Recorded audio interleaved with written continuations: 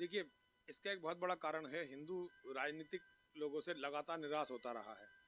और पिछले कुछ समय से हम लोगों ने देखा है कि अब जनप्रतिनिधि और जनता का रिश्ता लगभग खत्म हो चुका है।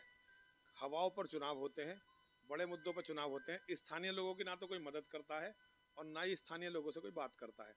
तो ये बहुत दुखद स्थिति है। हिंदुओं का भविष्य खतरे में है।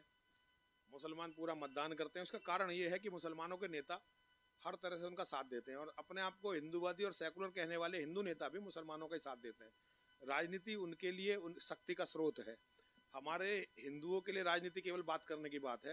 हिंदुओं का समय पड़ने पर ना कोई साथ देता है, ना ही हिंदुओं का कोई बड़ा मुद्दा अब कोई इस समय कहीं चर्चा में है।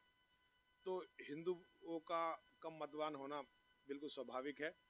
हिंदुओं में मतदान के प्रति बिल्कुल इस समय उत्साह नहीं है और ये नेताओं की गलती है, मतदाता की गलती नहीं है।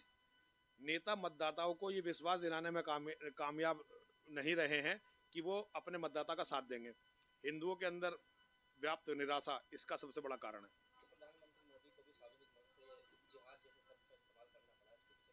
देखिए, वो हिंदू मुस्लिम पर चुनाव लड़ना चाहते हैं। प्रधानमंत्री जी ने जिहाद को जो सार्वजनिक मंचों से कहा, ये बहुत अच्छी बात है। ये हमारे 25-26 साल के कार्य की स्वीकारोक्ति है। हम जो 25-26 साल से लगातार कह रहे थे, ये उसकी स्वीकारोक्ति है। और प्रधानमंत्री इस बार चुनाव जीत जाएं और उसके बाद भी अपनी बातों को याद रखें तो बड़ी बात होगी। नेताओं के मंचों से कहने को मैं बहुत गंभीरता से नहीं लेता, लेकिन फिर भी प्रधानमंत्री हैं, उनकी बात का एक अर्थ तो होना ही चाहिए और मैं उनसे निवेदन करता हूं कि वे चुनाव जीतने के बाद अपनी बातों को याद रखें।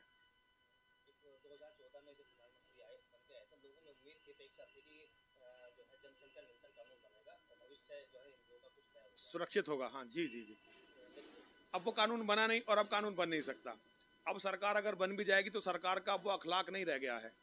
तो सरकार कोई बहुत बड़ा कानून, कड़ा कानून मुसलमानों के खिलाफ बना पाएगी, ये मुझे नहीं लगता।